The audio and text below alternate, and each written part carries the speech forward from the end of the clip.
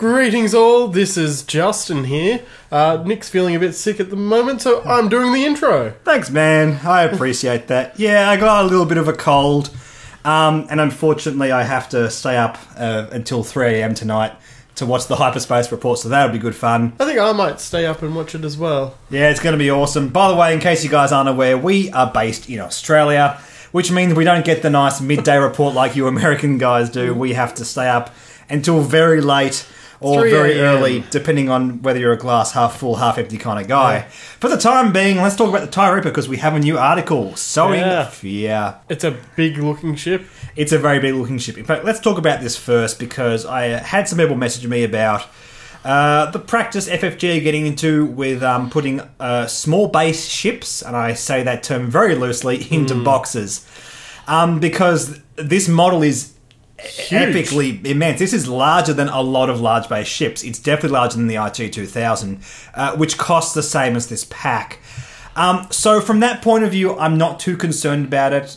Here in Australia, we pay $40 for the IT-2000, and the largest of small base ships, like the Star Viper or the K-Wing, we pay $35 for. Yeah. So it's only a marginal increase in price. And look, I don't realistically see a way this could have fit in one of those small blister packets.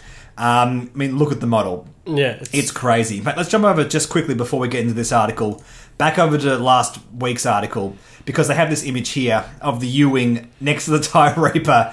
That's a large base ship that comes in a box. Yeah. And when we compare it to that, it doesn't seem so unrealistic, does it? No. So I just wanted to point that out first. Yes, FFG are getting into this habit a bit more lately of putting small base ships in large boxes. No, I'm not overly concerned about it, but I will keep an eye on it, because I think the TIE Silencer arguably could have been in a small packet, but this one definitely not. No. As long as they're doing it this way, with a huge ship that needs to be in a big box, I'm okay with it. Exactly right. If they put a relatively small ship in a box, that will suck. Anyway, that's just a little aside. Let's scroll down to the article and see what we have. So, here is the spread, and let's start off once again with the things that we don't have revealed, and it's just one card. We actually have all the pilots, the dial, and all of these upgrade cards, apart from multi-something camo something. It's unique, goes on a small ship only. It could be interesting. Sounds a bit like a cloaking device, but we know it's not a cloaking device because that already exists in X-Wing. I don't know. Something that gives extra green, maybe? Yeah, perhaps. I don't know. It's worth noting that because obviously if it is a title, it affects everything. It basically makes a lot of these guys viable. It makes a lot of the builds more powerful. So we don't know that just yet. If it's a unique title and modification for the ship, we have to keep that in mind. So bear in mind everything we're talking about from this point on has that little asterisk next to it. It could be a lot better if this card is really good. We don't know. It could be something for other ships. We don't know. But we're just making that point right now just so you guys are aware.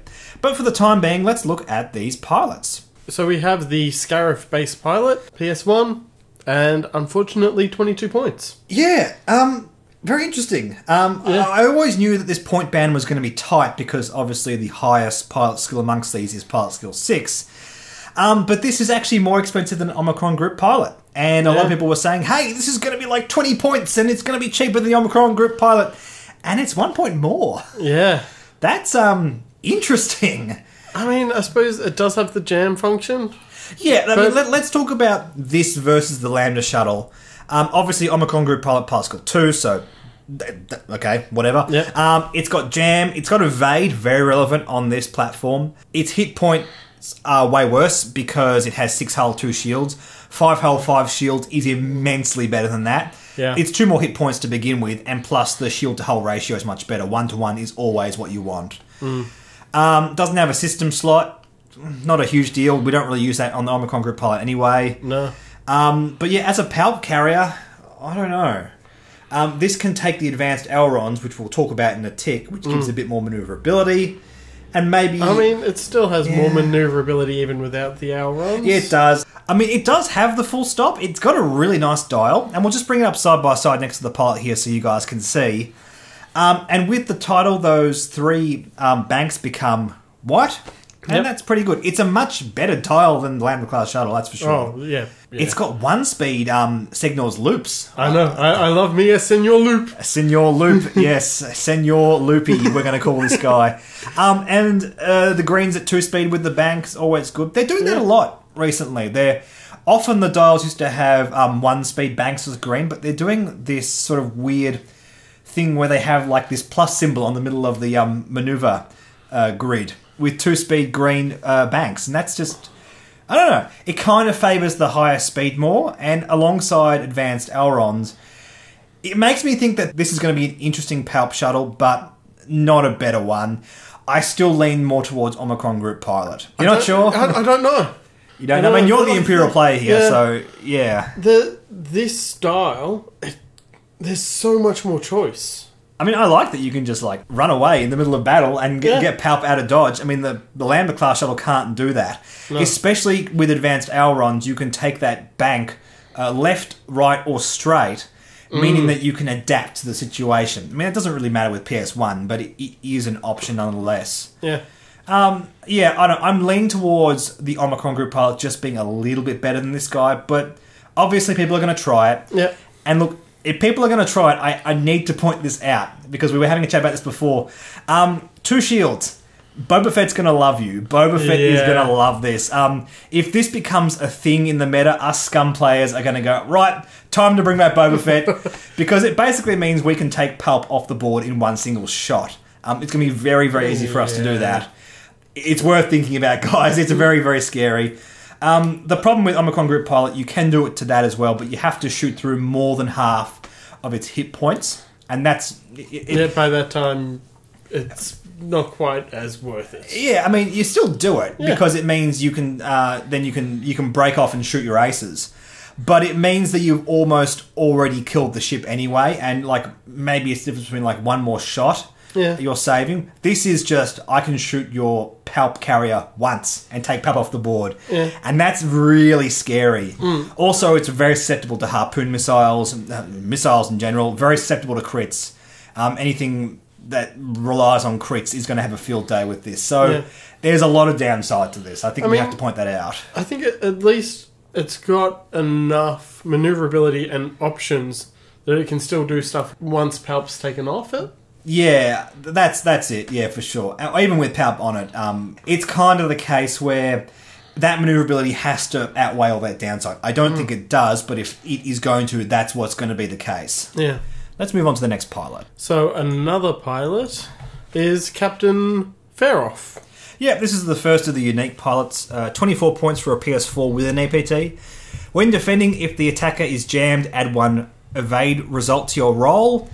I don't know about this. At the start, we were both really interested in it, and then we realised jammed. There's a crew card here, which I'll actually bring up on the screen now for you guys to see. ISB Slicer, which costs 2 points. And it means when you slice an enemy ship, you can also slice another one at range 1 of that ship. Which seems really good. I don't dislike that card.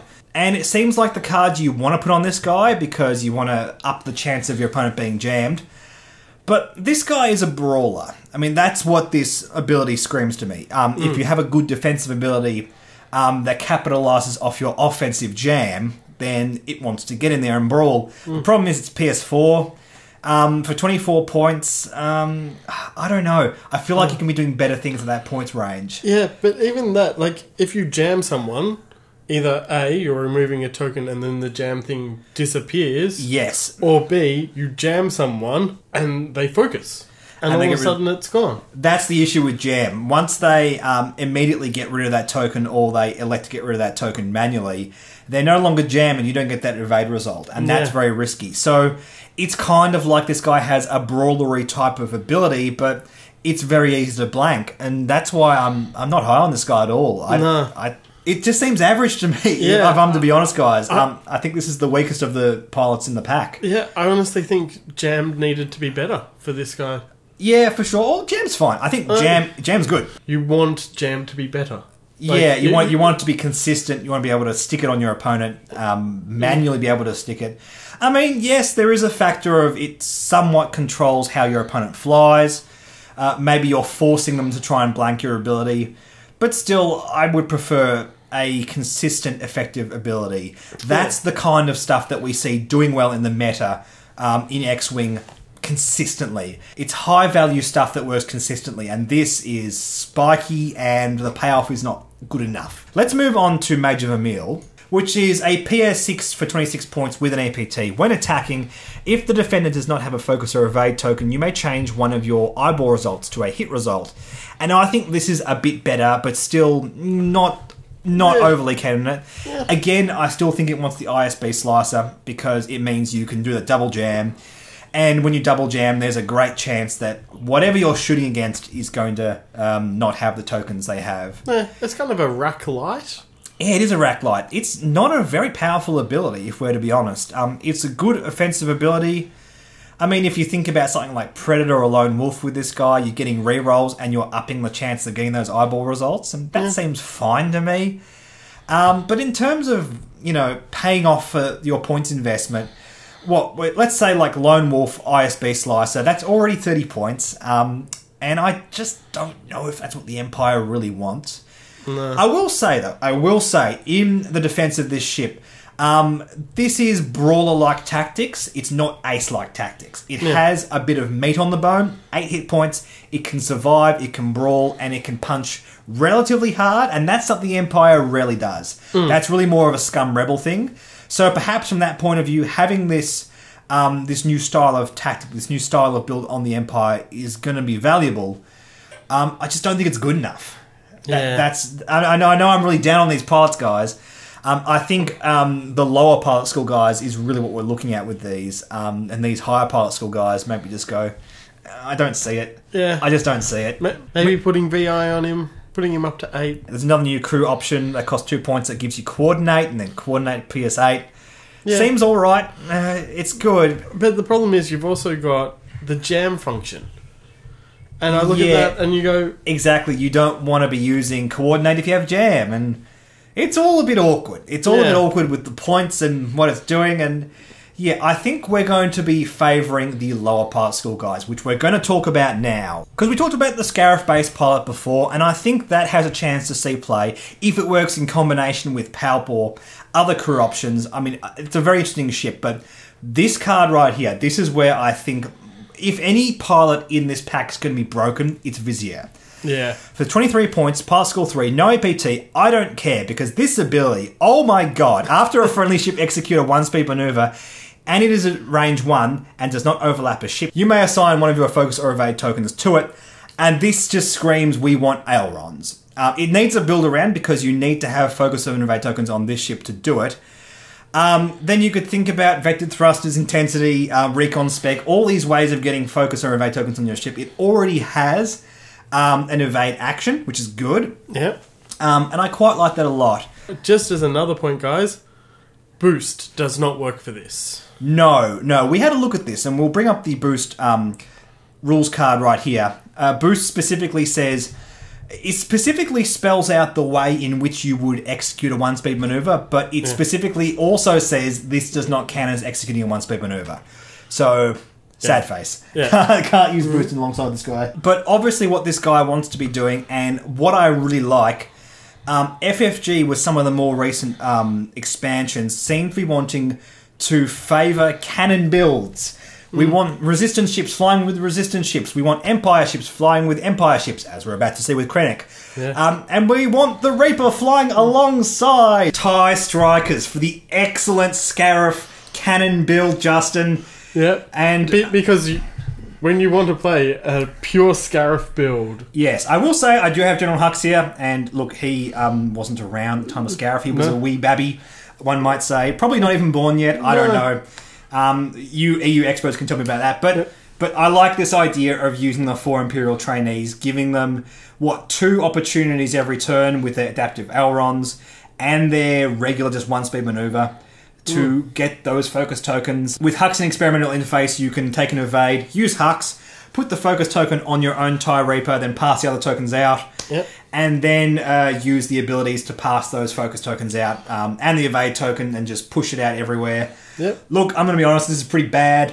I'm not going to say this list is any good, but it's fun. I kind of want to fly it, though. Yeah, I want to fly it too. It's a good kitchen table X-Wing list. Yeah. And I enjoy that a lot. I like pushing these abilities as far as they can go. Look, I think if Vizier is going to enter into the meta at any stage, and I think out of all the named pilots here, he has the best chance, it's going to be a more conservative approach. It's going to be something that abuses his ability but doesn't sort of lean on it completely like this list here. Yeah. This is just a bit of fun. This is just a bit of a way of me expressing how this ability works and just showing you guys how much value you can get out of it. Whether that value wins you games or not, that remains to be seen. But it's just good fun. Yeah. I'm just also going to quickly point out, just a quick thing to point out as well, he's one less point than Captain Yor. Which is very interesting. I don't know if we want him on the Palpaces builds, but it is worth pointing out because perhaps this ability would combo well with certain Palpaces.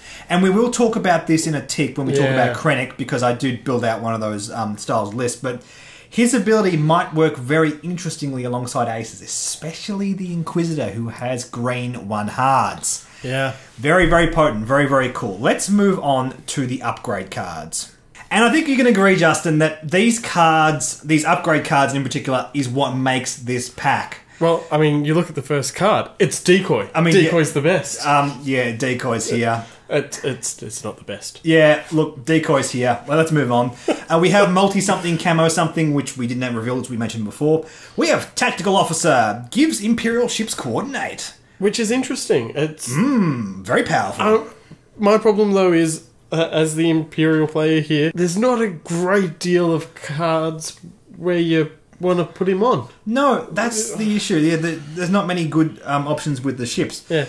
You've got the TIE shuttle. Yeah, we've got the Lambda class shuttle. We definitely don't want it there. No. You've got Upsilon can take him, but there's no point. It already has coordinate. Yeah. You've got the Decimator, which could be interesting. I think the Decimator, apart from the TIE Reaper, is probably its best option. And I was going to say, and the only other one is this one. And the TIE Phantom, but again, I don't think that's really what the Phantom wants to be doing. No. Yeah, for sure. I think it's good on the Reaper and it's good on the Decimator. Specifically, things like Rear Admiral Shenmue with VI, because then we have a PS10 coordinate, and we know from existing lists like Fen Ghost that very high pilot skill coordinates can be abused pretty badly. Yeah. From that point of view, it is worth keeping an eye on this card. Look, I don't think the Empire has the better options for this card. I will say, though, that as a concept, giving the Empire better access to coordinate is fantastic. I think it fits in with what the Empire wants to be doing. And I think this is a card to keep in the back of your mind when more waves come out. Absolutely. Specifically things with crew and specifically things with very high pilot skills. Yeah. I think that's where it's going to see real abuse. We also have ISB Slicer. Yeah, double. Talked about it earlier. Double jamming. Yeah, I like it. Yeah. Could be cool. It's worth noting here, and this was the same thing with the other type gunship when we had Breach Specialist. An okay card, but what this really shines on is Epic. Because this does not specify which version of the jam action. Yeah. Yeah. I am going, I'm already buying one of these. But, exactly, but chuck it on the radar. Yeah. Combo it with the jam. That's very nice. Very nice. It might not have much value, but look, for 2 points, it's doing a lot of work. We have the optimized prototype card. We're not going to talk about that until we get down to Krennic, so let's skip that for now. We have advanced ailerons, a bit of a better version of the adaptive ailerons. It's basically the same thing, but it also upgrades the dial. So it changes the 3 red banks to white, which is intriguing. Yeah, it's good. 0 points. Why not? It just increases the overall speed of the ship a little bit. Having 3 banks as well as 3 straight seems really good to me. And I think from that point of view, I can't imagine too many builds that doesn't want to take that. Yeah. Especially if we want to still consider putting Palp on this. We definitely want this because it's one of the best advantages it has over a Lambda class shuttle. It gives the ship a decent amount of speed. In both, it gets that free sort of quasi boost, and it improves the dial. So, yep, a good card. And what's interesting about it, it again works with adaptive ailerons. And I like that there are ships that exist within canon that were flown together in canon, whether that be movies or books or whatever. And those ships combo well together nicely. At least from a design point of view. Yeah. It might still be a case that the Reaper and the Striker just aren't powerful enough to see meta play. But it's worth noting that, yes, they, from a design point of view, have been designed to work together. And I like that FFG are pushing for that. Me, as the kind of guy that likes to see neatness and canon stuff on the table, like, I always begrudge the fact that Capt Scarlet never comboed with the Banyari Pirates, despite the fact that she is their leader. I feel like there should have been something done there. And from that point of view, I like seeing this kind of stuff. Couple of copies of Systems Officer. Excellent. We only saw this in an Ace Pack before, and it's good to have more copies in circulation. A decent card, and definitely decent on the Reaper. It doesn't have the most amazing green maneuvers in the world, but it's good to see more copies of this card, especially on a relevant ship.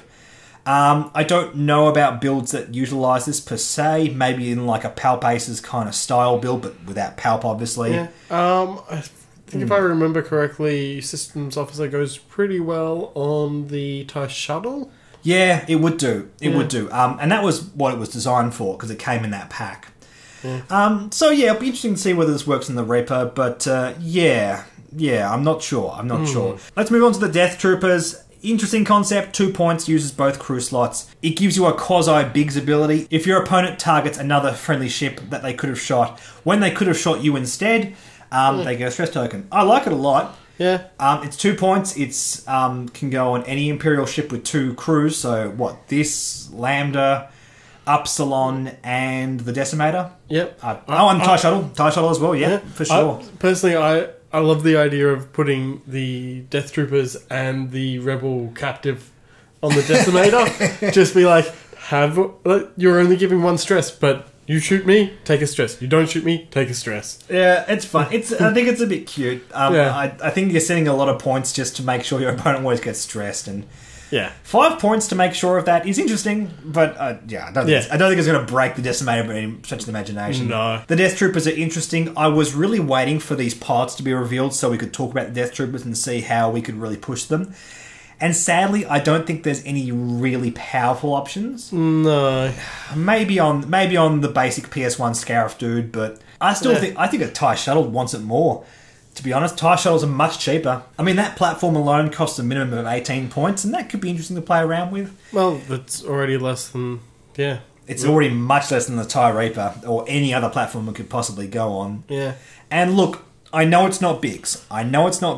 But, guys, Biggs was so powerful. Yeah. We can buy into a Biggs-like ability at a relatively reduced cost, and that's not something Tony knows up at. No. So I look at this and I think, you know what? This could make it. I just don't quite know how. Yeah. Also, I think it could see a fair bit of play in Epic. Yeah, absolutely. I think the Death Troopers for sure, especially if you fly in the bomber next to your Epic ship. Just to make sure they can't target your Raider or something like that. Even on your Raider, if you're flying alongside Aces, there's lots of cool options there. I think there's a lot of interesting scope to play around with that for sure. The Death Troopers, I'm sort of 70% sure it's going to do something really broken. Yeah. We just have to wait and see what that is. Alright, this is what we all here for. Yep. Director Krennic. We stand here before his achievements. We do stand here before his achievement, not yours. And what we saw before on this spread was, obviously, we saw Director Krennic's card and we saw Optimized Prototype. We didn't see the bottom half of Optimized Prototype. We're saying, it's going to be downside, it's going to be upside, it's going to be nothing. Yep. Justin, it's upside. I know. We are getting active upside. It makes me so happy. So, Optimized Prototype reads, increase your shield value by 1. Once per round, when performing a primary weapon attack, you may spend 1 die result to remove 1 shield from the defender. And the increased upside is... After you perform a primary weapon attack, a friendly ship at range 1 to 2 equipped with the Director Krennic upgrade card may acquire a target lock on the defender. Oh! It's good. It's really good. I'm sorry, this has Rear Admiral Shenru. This just screams Rear Admiral Shenru. Yeah. Absolutely. Here I was about to put my rack away for a while. No. I was thinking, you know what? I've played it. I took it to regionals. I'm done for a while. Gonna try some new ships. Nope. Back again. Gonna be good. I mean, look, for the time being, before Krennic comes out, try some other stuff, but that's really good. Because the reason this works in particular with Rear Admiral Shenru is because you're giving the one other ship which has so much firepower on the board a target lock. Yeah. That's just really good. That just means that the 2 ships are supporting each other. I will say, though, in the previous article where Krennic was revealed, I theorised using Moff Jared. on Rear Admiral Shenru. And the problem is, if you discard Krennic, he's no longer a free discard, I guess is what I'm trying to say here. Because you need to have Director Krennic on that ship in order to get that target lock. So we're probably not letting so much more on Moff Jared anymore. Oh, by the way, we should probably talk about Krennic before we keep going, because we're getting very excited. Krennic is a 5-point Imperial-only crew. During setup, before the place forces step, assign the optimized prototype, the card you just read out. Conditioned to a friendly Galactic Empire ship with 3 or fewer shields. Only Galactic Empire, not First Order. Which is very interesting. It means that you can't use it on Quick Draw. You can't use it on Quick Draw, and you can't use it on Kylo, which was something I was always theorising about with Rack. But look, in the meta right now, Rack Quick Draw is the Rack build that's going around and taking some tournaments. And now we have a great reason not to use Quick Draw. I always thought Whisper was really good alongside Rack. But now... Wow. This is really good. I mean, let's talk about some of the options here. Let's start off with an Inquisitor build, because I made this. Because you like to fly Inquisitor Rack. I do. And I like this a lot. I think this is a significant power upgrade on what you are flying. We're taking out Kylo Ren from your build, and we've knocked down Predator to Veteran Instincts. Which makes sense with that Kylo. These days I'm also considering changing proton rockets to harpoon missiles. Which you can do in this. It goes up to 98 points, and I think that's probably a good option. Harpoon missiles means you're not trying to get into range 1, which physically the Inquisitor never really wants to do anyway, and I think that's probably a good call. But optimized prototype on the Inquisitor feels really good. He's always attacking with 3 dice. That's just really good. And removing those shields is great for Rack, because it means his criticals can get through more consistently. And you've got Emperor Palpatine to either change your dice. You really don't need to these days because of Krennic. For sure. It's good on the Inquisitor. He helps him defend against, rocks, bombs, and just during attacks as well. It's one of the things that the Inquisitor really struggles with right now. And plus the Inquisitor can give Rear Admiral Shenru target locks. And there's nothing bad about that at all. How is that a bad thing? It isn't. That's just really good. That's a lot of upside on Krennic. And in this build in particular, I quite like. Moving on to a more classic Rack build with Whisper. We've got Rack here with Director Krennic and Vader. We haven't used that 3rd crew slot. We just simply can't make it work points-wise. But I really like Krennic alongside Vader. Because basically Krennic can make sure the other ship is taking off the shields, and Rear Admiral Shenru can use his target lock to, again, further punch through the shields. Giving Vader a very high chance of giving a crit to your opponent, a face-up damage card. That's just mean. It's quite good. You could use Kylo instead of Vader. I guess there's an argument to that as well, but I just like Vader just punching in those crits. It feels really good. It feels really good. Like, this is a very aggro build. I think I'm going to have to try flying this one as well. For sure. And the article actually spoke about Sunta Fel, and I'm not so convinced about Sunta Fel. A lot of people are talking about Sunta Fel because, hey, we can give Sunta Fel a shield, and he still is running efficiently, and there's target locks, and all this good stuff that Sunta Fel previously didn't play around with before. I don't think this is enough to save Sunta Fel. I'm going to be honest. I still think it just eats it to bombs. He is very squishy. Very squishy indeed. But that one shield... I know, it's one shield. I just don't think it's enough.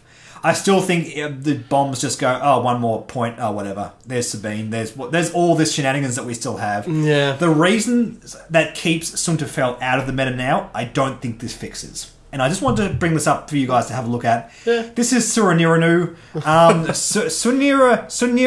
Suriniranu? Yes, I had a fun time naming this. And it's a cool concept, but look, I think that Krennic is going to play around with other ships more effectively. Look, if anything is going to bring Sunta Fel back, this is good. It's going to help a lot. But I still don't think this is enough to make Suntia playable for meta play. But look, for casual play, go nuts. This is awesome. This is a very frustrating Sunta Fel. But the other application of Krennic and the other application of Vizier, is a Krennic Vizier Aces list? I don't know. We both sat at this for some time and we're like, could it work? Does it work? It might work. The reason I'm bringing this up is because it's kind of a support role like Palp does. Director Krennic is a very, very significant reason not to take Palp. Like, Yeah. he is a crew that's really pushing the support role to the max, potentially more than Palp does. It's a more aggressive style of build. It's less about dice insurance, which is what Palp does. Vizier, yeah, cool. Take the focus, take the evade, whatever, then give it to your friendlies. You have that options. Yeah. Advanced Aurons means you can get into the position to make sure that your friendlies can take it. And I spoke before about the Inquisitor. He has 1 hard greens. That's really good alongside Vizier. Yeah, just all of a sudden to get the Inquisitor an extra either evade or focus, Yeah. you're feeling pretty good. I mean, there's also the factor of you can choose which of these ships you want to put the condition card on. Yeah. And I can't think of too many scenarios where you'd favour one over the other against different builds, but you have that option, and that's potentially interesting space to move into as well. I was gonna say maybe realistically you're just going to put it on Whisper, aren't you? Maybe, but there's still a good... See, I think there's a good argument to put it on both ships. Yeah. And there might just be reasons to do it against certain builds. But that's up to the playtesters. That's up to you guys at home to have a go at. Yeah, let us know. Absolutely. And more to the point, this is a very cheap support role. Palp Shuttles usually cost around 30 points. This costs 28 points, which means we can afford Inquisitor Whisper. Yeah. That's previously something that you couldn't do with Omicron Group Pilot and Palpatine. So, interesting ideas. I don't know how good this is. Like, it really comes down to how good Director Krennic is. I don't know. He could be the next Palp. And yeah, that's everything. That's all that's been revealed. As I said, only that 1 upgrade card hasn't been seen yet. In true FFG style, I'm sure that card will be incredible because that's usually what they leave. They always leave that 1 card. But how can it be better than Krennic? That's my problem I have. I'm hoping it's going to be like a title or mod for the ship. If it's a title or mod for the ship, I can seriously see it seeing play. Yeah. At this stage, I think people are going to crack this pack open and just get these upgrade cards. I think the low PS guys, Vizier and the Scarif pilot, are going to be okay. But yeah, look, I don't think this ship is a guaranteed home run. I love that it adds the jam action into the standard 100-point play. I think it's going to be really fun to play. I don't know how competitive it's going to be. I think it's just going to have to wait and see. Anyway, guys, in the comment section, builds. We're going to talk about this more in the future. But in the meantime, thank you so much for watching. Like and subscribe. Like on Facebook, follow on Twitter, and we'll catch you later. Bye.